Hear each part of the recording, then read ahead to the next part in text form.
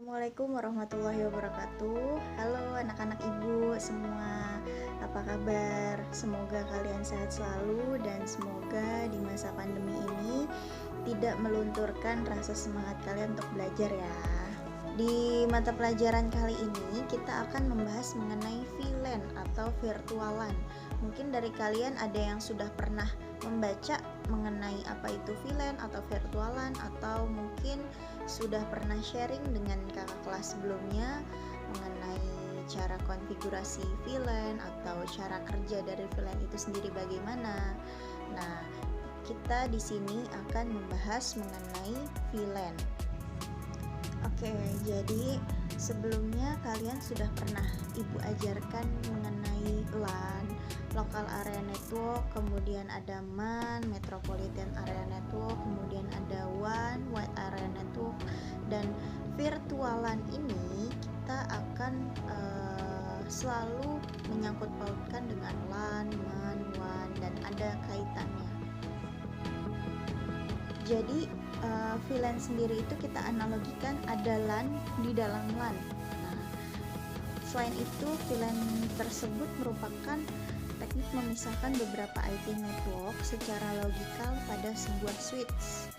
Nah, poin yang ketiga, VLAN tersebut dengan VLAN maka semua broadcast domain akan terpecah walaupun semua host terhubung pada sebuah switch. Oke, kita analogikan pada kehidupan sehari-hari. Bagaimana VLAN itu di kehidupan sehari-hari? Misalnya di sebuah kelas ada beberapa siswa atau ada jumlah siswa 30. Nah, 30 siswa ini kita bagi menjadi beberapa kelompok. Ada kelompok A, kelompok B, kelompok C, dan seterusnya. Kemudian kelompok A itu dibagi dari absen 1 sampai 10. Nah, selanjutnya kelompok B dibagi dari absen 11 sampai absen 20. Kemudian kelompok C dibagi dari absen 21 sampai absen 30. Nah, selanjutnya di kelompok A, B, dan C ini kita beri masing-masing nama. Di kelompok A ini kita beri misalnya jurusan TKJ, kemudian di kelompok B kita beri jurusan farmasi, kemudian di kelompok C kita beri jurusan listrik. Oke, jadi sama halnya dengan VLAN. Nah, di dalam VLAN itu ada masing-masing bagian. Ada VLAN 10, VLAN 20, penempatan VLAN 10, 20, dan seterusnya itu sesuai dengan keinginan kalian sendiri. Misalnya di port 1 sampai port 5 itu mau kalian taruh sebagai VLAN 10. Kemudian di port 6 sampai port 10 kalian taruh VLAN 20.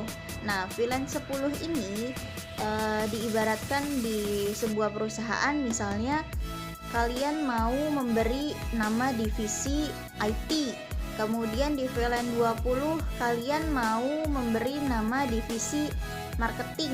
Kemudian di VLAN 30 kalian mau memberi divisi keuangan dan lain sebagainya. Jadi sudah paham kan sampai sini apa yang ibu jelaskan sebelumnya mengenai apa sih itu VLAN.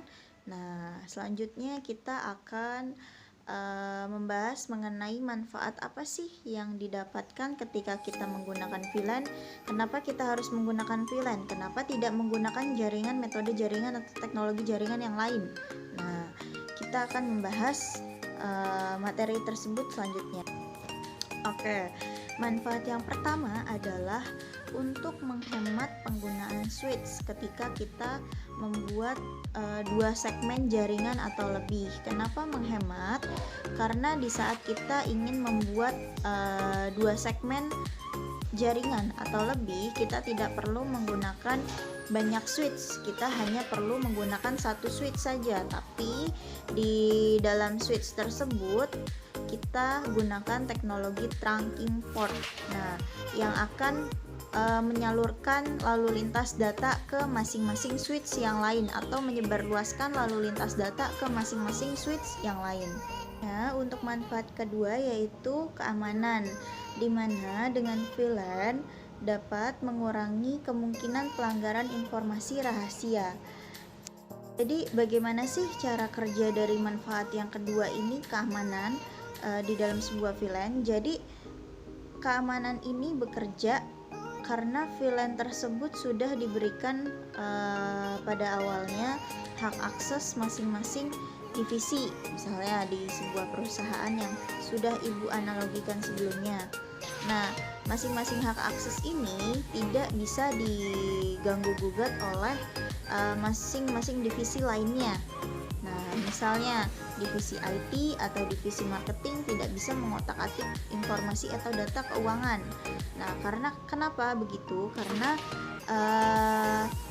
walaupun mereka dalam satu jaringan yang sama, tetapi mereka berbeda VLAN. Nah, itu adalah fungsi atau manfaat dari VLAN yang kedua. Manfaat yang ketiga dalam sebuah VLAN yaitu meningkatkan kinerja yang lebih baik. Kenapa meningkatkan kinerja yang lebih baik? Karena cara kerja VLAN dari awal sudah membagi beberapa kelompok jaringan yang bekerja secara logis, sehingga tidak perlu membuat atau mengurangi lalu lintas data yang tidak perlu dalam sebuah jaringan. Bahasan selanjutnya kita akan membahas mengenai skema rancangan jaringan pada sebuah gedung atau perusahaan yang tidak menggunakan atau tanpa menggunakan teknologi VLAN dengan gedung atau perusahaan yang menggunakan teknologi VLAN. Bagaimana perbedaannya? Kita lihat di gambar berikut. Nah, berikut adalah gedung yang tidak menggunakan teknologi VLAN. Terlihat bagaimana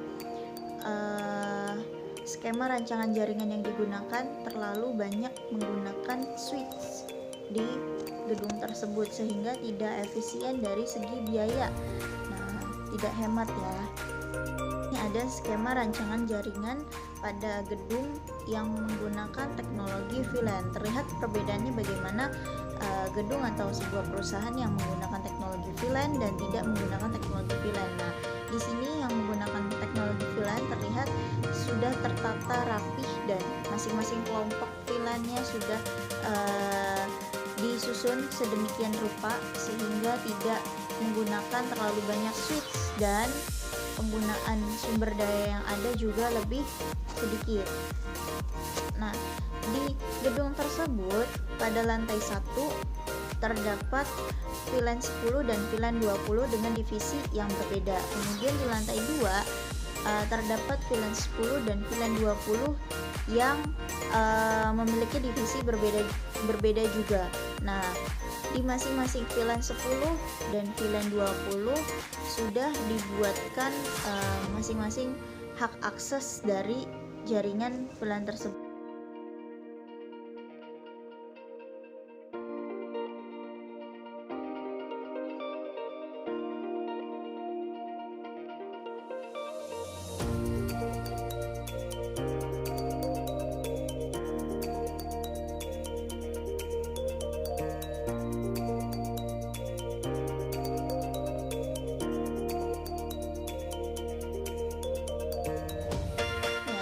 Di sini ada konfigurasi dasar dari Cisco Packet Tracer. Nah, sebelum kalian melakukan konfigurasi virtualan atau VLAN itu sendiri, kalian harus memahami bagaimana konfigurasi dasar ketika kalian menggunakan media atau tools Cisco Packet Tracer. Nah, di situ kalian harus paham betul step by step konfigurasi dasarnya dan fungsinya di masing-masing perintah tersebut.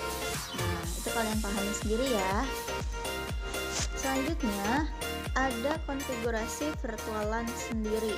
Nah, itu bagaimana mulai dari pembuatan VLAN, kemudian memberi nama VLAN itu sendiri, membagi masing-masing port untuk VLAN. Nah, sudah ibu cantumkan di dalam PowerPoint. Nah, kalian baca dan kalian praktikkan masing-masing step by stepnya. Nah, kalian praktikkan di Cisco Packet Tracer yang kalian miliki. Sekian materi yang bisa Ibu sampaikan.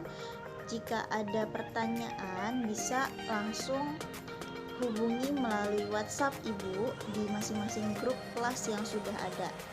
Terima kasih. Wassalamualaikum warahmatullahi wabarakatuh.